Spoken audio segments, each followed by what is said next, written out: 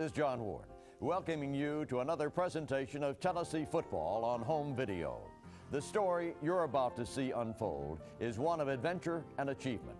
It's the story of teamwork, commitment, and the will to win.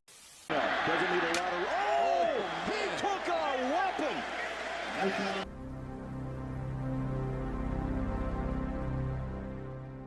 All right, y'all, it's time. Day number one of game week versus University of Georgia. Y'all know that we're going to be fired up for this game on this channel because we all hate Georgia outside of my nephew, Bray, who unfortunately is a Georgia fan. But shouts out to Bray because today is his birthday, and next week is going to be P's birthday. So the game is sandwiched in between both. It's going to be a really big week for my family. But I want to start this video off and give all the Tennessee fans an opportunity to leave your thoughts on why you can't stand Georgia down in the comment section. And I'm going to give you my thoughts here very briefly. So number one, I hate all shades of red. That's part of the reason that they call me Bull, but especially that Georgia shade of red just does something to me. Just like Bevo, whenever he charged it UGA several years back, whenever I see any sort of Georgia paraphernalia, it just gets me fired up. But also, I hate their fight songs. It sounds like a nursery rhyme. I don't like their stadium. I don't like those hedges. I don't think they're maintained very well. I don't like their jerseys. But most of all, I cannot stand Georgia's fans. They are the worst of the worst of the worst. They're very arrogant. They're very ignorant. And if this is going to be your first time going down to Athens, let me tell you something right here, right now. The fans are not going to care that you're at the game with your friends, family, loved ones, kids, whatever. They're going to be disrespectful to you. They're going to bark at you. They're going to chirp at you. They're going to talk that trash. They're just going to be nasty. And that's just who they are. So you have to be ready for that heading into this game. And if you didn't know that Georgia hates Tennessee, okay, like really, really hates them, you will know that after this game. And I promise you, if you're actually going down to Athens, you will hate Georgia more than any other program in the entire country. But this game has major implications. Number one for Georgia, because if they lose this game, they are out of the playoff race. And it's funny because people kept talking about how good of a coach Kirby Smart is, but he's got a top 2 or 3 roster. He's already lost 2 ball games. Now people are starting to whisper about, well, maybe he's not that good, or, maybe Georgia has just faced some very light schedules over the past few seasons. We've been trying to tell y'all that for the longest. Georgia really is a slightly above average team that is underperforming significantly because they have so much talent. There's a lot in the state of Georgia. So it's going to be big for all those reasons. But also, I think Tennessee does need to win this game for us to keep our playoff hopes alive. Now, Tennessee has a lot more leeway to lose than Georgia does. So that's going to be important. But it's also big because the game is going to be at night, okay, in Athens with College Game Day there. So there's going to be a lot of eyes on this ball game. It's going to be huge for Tennessee to win it and show all these young players that are coming up that might be at the game or just watching it period point blank that, hey, man, Tennessee staff can actually outcoach Georgia staff. We already saw Ole Miss's staff do it. We already saw Bama's staff do it. So maybe you don't want to go there. Maybe you want to go to a program that's not going to ask you to take a hometown discount, that's going to pay you what you're worth while also getting you to the league and winning championships in the process. That can be our Tennessee Volunteers. We could put Georgia right back to where they're supposed to be. And for some of us older Volunteer fans, we know exactly what I'm talking about, where they had a 40-year championship drought, and every player that they got at running back was the next Herschel Walker. And Tennessee beat them 9 years in a row. Kirby Smart was on some of those teams out there getting trucked. So my message to all Georgia fans and players is this. Get knocked out like your father used to. You're damn right. So today, we are going to be getting into the breakdown of Georgia's offense versus Tennessee's defense. Please do us a very big favor. Make sure to like and subscribe to the channel. All right, y'all, we're going to be starting off with the stats like we always do. You can see Georgia's offense versus Tennessee's defense. Let me tell you right here, first and foremost, that Georgia runs the football only 44% of the time, and they pass it 55% of the time. Now, we kind of looked at some of this stuff before, and I told y'all that Georgia is a pass-first team. It feels like over, the past couple of weeks that they've tried to be more run-first, which would probably benefit them a lot. But let's go ahead and get through these numbers. So first and foremost, Georgia's total offense is ranked number 50th, and Tennessee's total defense is ranked number 5. Georgia's scoring offense is ranked number 48. Tennessee's scoring defense is ranked number 5. And also, just as far as sacks given up per game, Georgia's ranked number 54. They're giving up about 1.67 sacks per game. Tennessee's pass rush defense, or, sack defense, is ranked number 37. We're getting about 2.4 sacks per game. On to the passing numbers. Georgia's passing offense is ranked number 16. Tennessee's pass defense is ranked number 15. Georgia's rushing offense is ranked number 104, which is absolutely horrible. And Tennessee's rush defense is ranked number 9. Now, both of these categories, really for both teams, is kind of taking a step back over the past couple of weeks, where really Georgia's rushing offense hasn't been good all season long. Tennessee's rush defense is still good. The numbers are going to be slightly skewed because Mississippi State does run a completely different style of offense than what Georgia does. It's totally different. It's a lot harder to stop the run whenever you spread things out. We know that as Tennessee fans because that's what our offense does.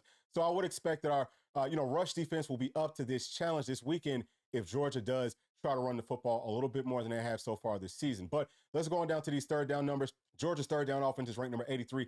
Tennessee's third down defense is now ranked number 2. That's just because Utah is now ahead of us. We all know that Utah doesn't play any teams with the pulse. So if you're talking about, teams that actually face real offenses that can run the football, pass the football, all that type of stuff, Tennessee's really should be counted or considered as the best. But red zone numbers, Georgia's red zone offense is ranked number 19. Tennessee's red zone defense is ranked number 5.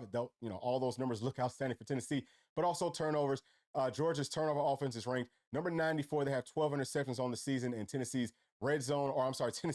turnover defense is ranked number 31. We have 8 INTs and 8 fumble recoveries. So looking at these numbers, all the stuff in green means that that team is winning, and Tennessee's winning in every single major category that we look at every single week. So you should feel good about looking at this matchup on paper. This is a game that on paper, again, we should win, but the game's not played on paper. It's played on the field. It's going to be up to us to go out there, play our best ball. But it looks to me that if Georgia plays their best ball on offense, Tennessee plays their best ball on defense, the edge goes to Tennessee's defense.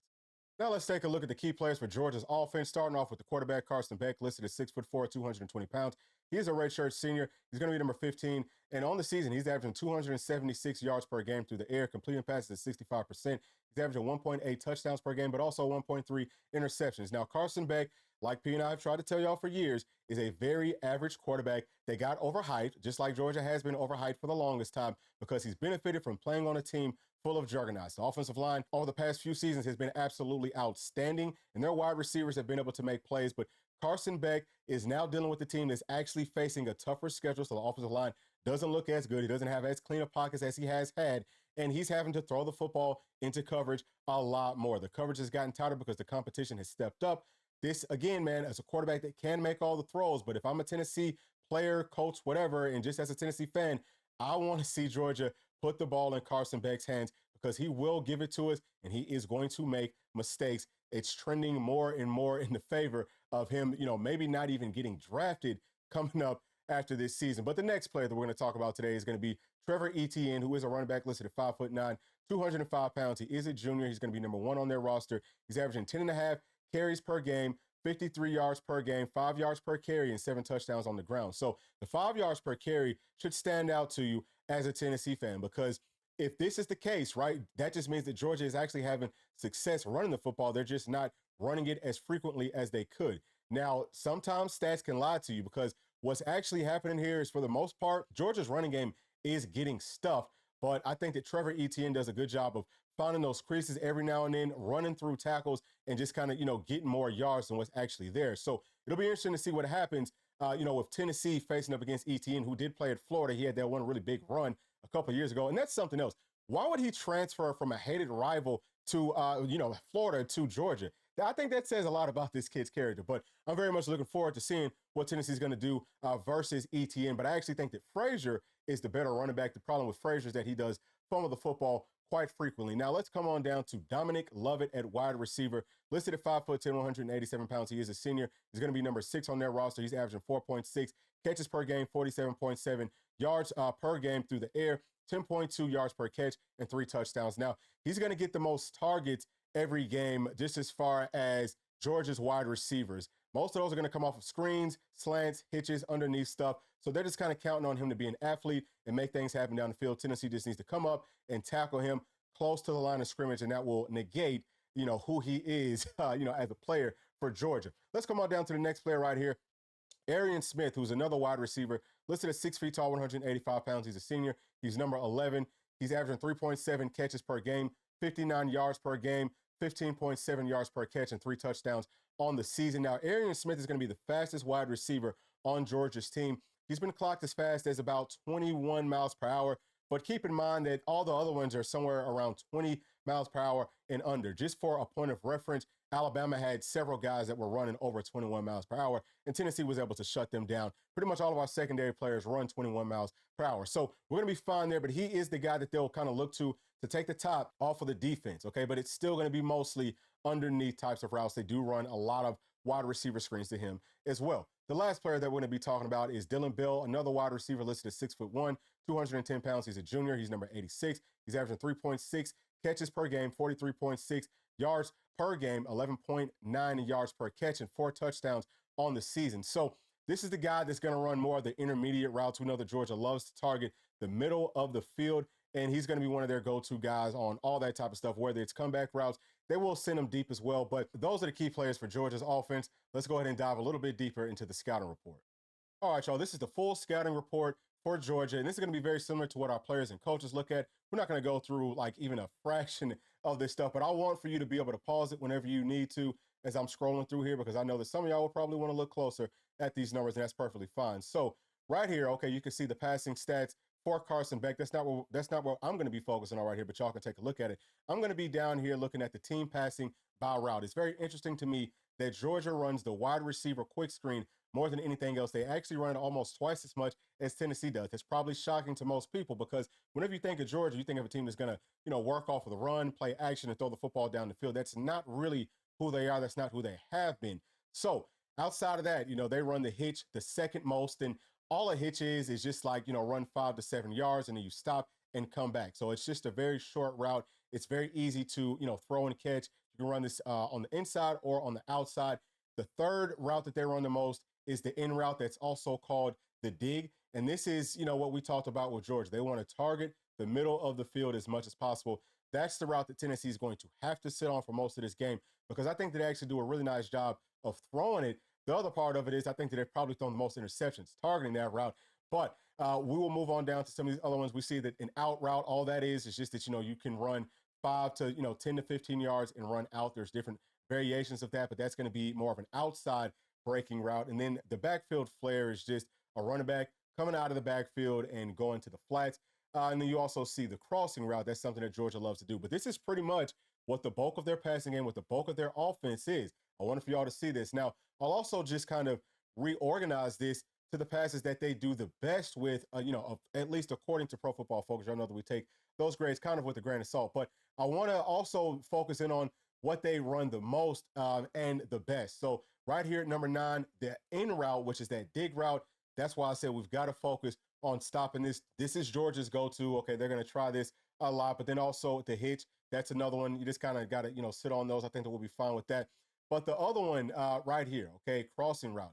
Georgia loves to run a whole lot of crossing routes to try to pick people off in man-to-man coverage. We've seen it for the longest time, especially with Mike Bobo. We will have a plan in place for that, but that's going to be a much shorter route. So I did want for everyone just to get an idea of exactly what to expect from Georgia's offense. And y'all should be, once we get done with this, y'all probably be ready to go out there and play yourself or maybe even coach. So this right here is just the, team passes based off of the drop back. I'm not going to talk about that, but if you know, you know. So we'll just keep on going right here. Okay, we're seeing team passing versus the number of rushers. I think that this one is also very interesting because what is showing up at the top, Georgia about 62% of the time is only seeing 4 rushers. Now, you can bring a blitz with only 4 people, but typically whenever you think of blitzes, you're thinking of 5 or more guys coming. And you see that at number 2, Georgia is facing a 5-man pressure, but that's only at 16%.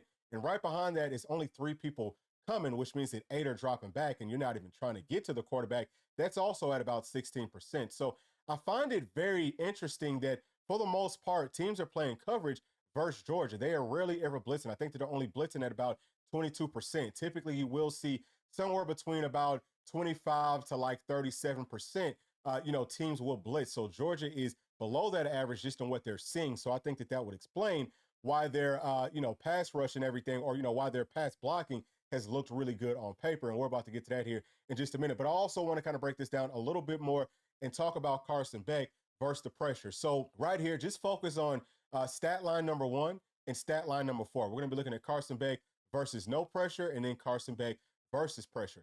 Up at the top, okay, number 1, Carson Beck with no pressure. He's completing his passes at about 70%. He's thrown 14 touchdowns to 7 interceptions.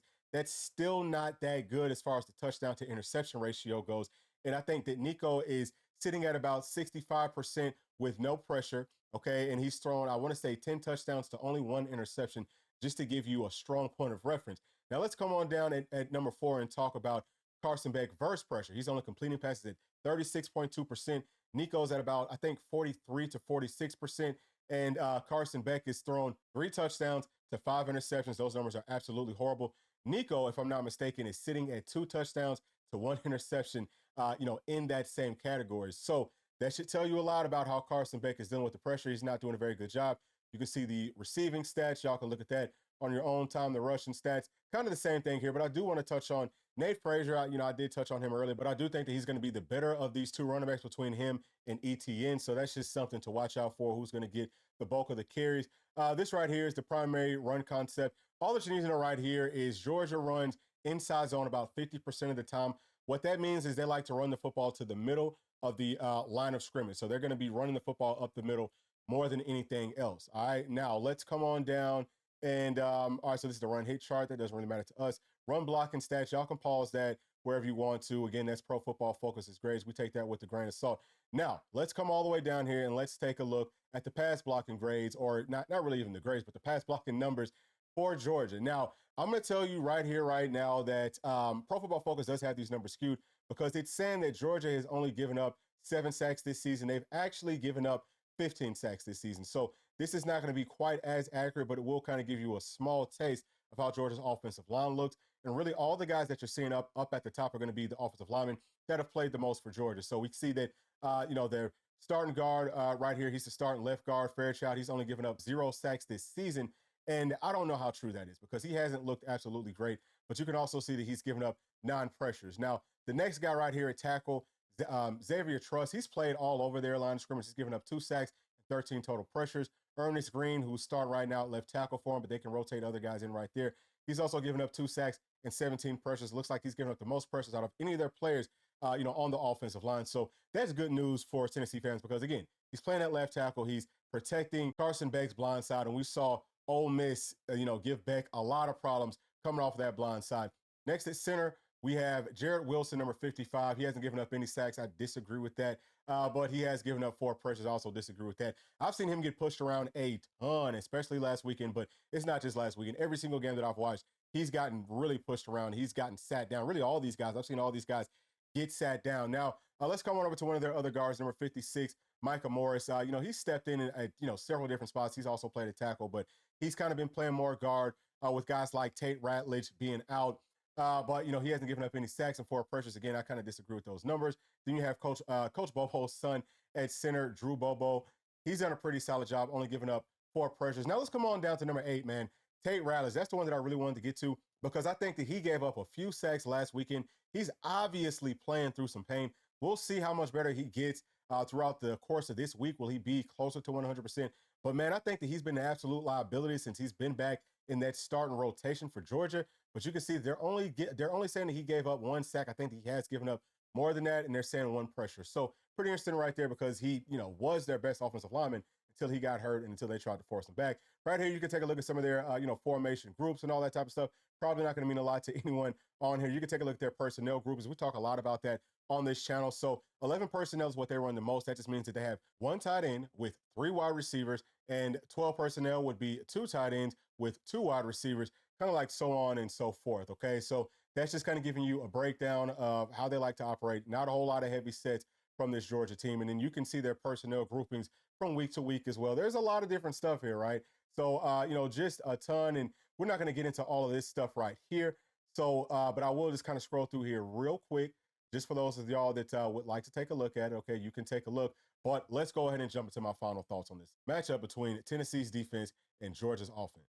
All right, y'all, now that everyone has a very solid understanding of how Georgia's offense looks on paper, let me tell you in more layman's terms of what I picked up from watching film. So first and foremost, whenever I watch film of Tennessee versus a team we played up against last season, I'm going to go back to that film, especially if it's the same coordinators, if it's pretty much the exact same team with the players and things like that, which was the case for this game coming up this weekend versus Georgia. What I noticed is Tim Banks dialed up an absolute pearl. It was a beautiful game plan. Our players knew what Georgia was doing on, I would say, about 95 to 98% of the plays. The issue was we didn't have the athletes to stick with Georgia. Keep in mind, we had several players that didn't go in this game. Several of our starters, I think we missed, 4 or 5 guys in our secondary. So we just didn't look as strong there. But now our secondary is a strength, especially at the cornerback position. So all we really did was just ran man coverage, okay, which all that means for those of y'all that don't know is it's, our secondary players are playing man up. with their wide receivers and things like that. That's all it means. Man coverage means exactly how it sounds. We're just playing man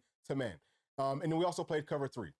And cover 3, for those of y'all that don't know what that is a coverage that takes away the deep part of the field. It tries to force a team to throw the football short and to the outside. It also takes away the middle of the field. That's what a lot of teams have done versus Georgia this season. It's cover 1, cover 0, and cover 3. And it's pretty much, it's slowed down their offense significantly as long as you have players that, can actually run those types of coverages. Tennessee does have the personnel to do that this season. We also brought blitzes in opportunistic situations. And, we got pressure on Georgia's quarterback 27% of the time. That's tied for first place out of all teams that Georgia played last season. So I think that we could run that exact same game plan that we ran last season, but have more success doing it this year because Georgia's offense is taking steps back. Tennessee's defense is taking gigantic leaps forward, especially where it counts at the most. Now, the biggest concerning thing for me in this game is going to be how will our linebackers play? Guys like Jeremiah Telander played last season. I think that he played well.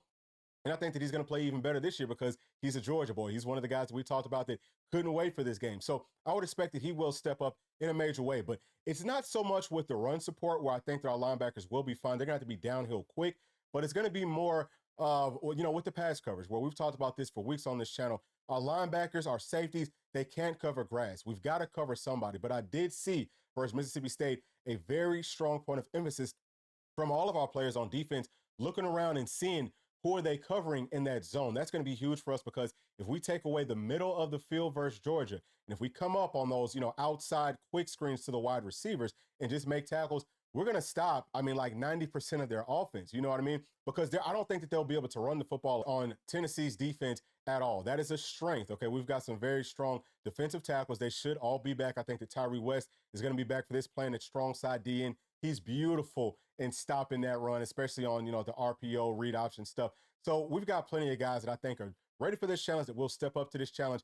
And we could literally just run the exact same game plan as we did last season with better talent. And I think that we will have a ton of success. But if we were to mix things up, all we're doing at that point is just bringing 3 and dropping 8, which I think that Tennessee might do a little bit more of in this game, just based off of how it goes. But the good thing is, literally, y'all, from watching the film, seeing how Georgia's offensive line looks and run blocking and pass blocking and everything, their tight ends. They've got a lot of people that are dropping passes that, don't really want to make the catches if you play physical with them. There's a lot of things that we could touch on that gives me a lot of confidence for our Tennessee Volunteers.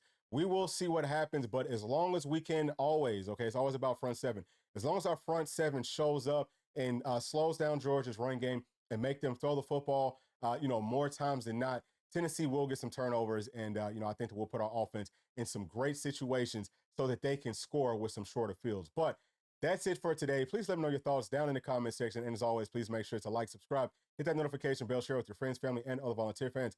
See y'all tomorrow. Thanks. Peace.